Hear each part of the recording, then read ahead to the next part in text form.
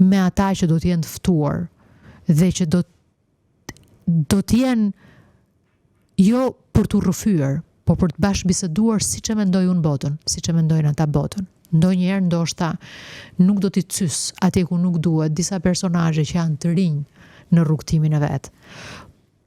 Por plot herë do të cys çdo mendje që do të lexoj se çfarë po i ndodh përreth. Së pari të shqyrtori dhe të lexoj më në thellësi të atyre zakoneve të përhershme.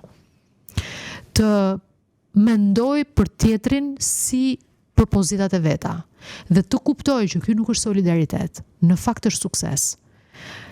Gjithçka në këtë botë varet nga mënyra se si qasesh me komunikim dhe me kuptim. Ky podcast, aq sa do mundet në shpeshtësinë e vet, do të jetë një thellim i plot i marrëdhënieve që kemi me njerëzit të bashkuara me interesat tona.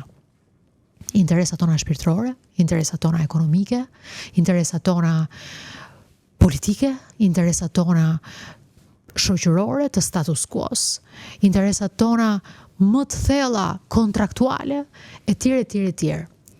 Por është një përpjekje për ta gjetur veten jo vetëm, për ta gjetur tek unë, për ta gjetur tek historitë, për ta gjetur tek shtjellimet, për ta gjetur tek vërtetësitë e atyre që do jemi në gjendje të nxjerrim nga vetja dhe nga vetet tona. Dhe veshji që do të dëgjoj, kam bindjen që diçka do përfitoj. Unë nisa me një vepër që është shumë lexuar tani në Shtetet e Bashkuara.